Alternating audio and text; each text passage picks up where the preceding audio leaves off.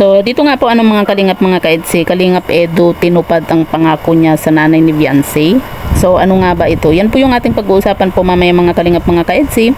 Pero bago po natin ipagpatuloy ang video ito, sa mga bago pa lang po sa ating munting channel, huwag po natin kalimutang suportahan ang ama ng Kalingap Kuya Val Santos Matubang at Kalingap Rab.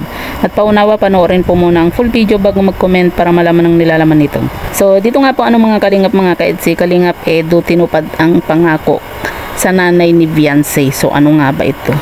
Kung matatandaan po natin mga kalingap mga kaedsi, yung sinabi nga po ng nanay nga po ni Viancy dito kay Kalingap Edu na wag po niyang papabayaan nga po itong si Viancy at ginawa naman po yun ni Kalingap Edu, lalo na po nung pumunta po sila ng Bagyo nga po kita po natin kung paano asikasuhin, paano alagaan ni Kalingap Edu itong si Viancy, di ba? Halos hindi po siya nawawala po sa tabi ni Viancy nga po kumbaga nakaalalay po siya lagi dito kay Viancy. Kasi yun po yung ipinangako po ni Kalingap Edu dito kay nanay nga po ni Viancy. Kaya naman talagang kung mapapansin natin talagang sobrang tiwala po sila dito kay Kalingap Edu, kasi syempre 'di ba sa lagi po nilang nakakasama din po itong si Kalingap Edu, kumbaga nakikilala na rin po nila itong si Kalingap Edu nga po. Kaya talagang ibinigay po ng magulang nga po ni Viancy yung tiwala po nila dito kay Kalingap Edu, kasi alam po nila na hindi po yan papabayaan nga po ni Kalingap Edu.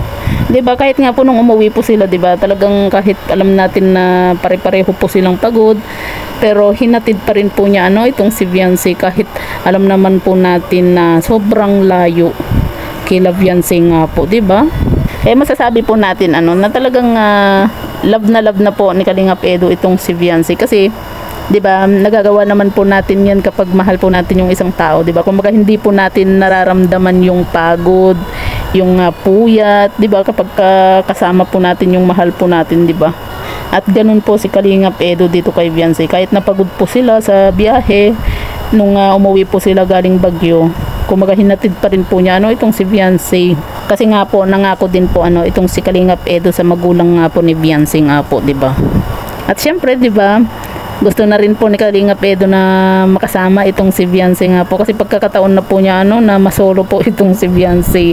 Kasi 'di ba kung pansin po natin, halos laging tuwing magkasama po yung dalawa, kung mapapansin po natin pag naghahawak kamay, bigla po silang nagbibitaw po ng kamay kapag yung mapansin nila na may camera.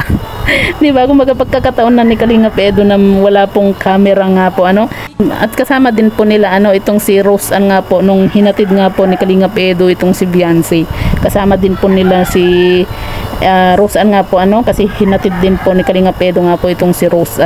Kumbaga isinabay na po, kaya naman ganun na lang po ka tiwala po yung magulang nga po ni Viancy dito kay Kalingap Edu.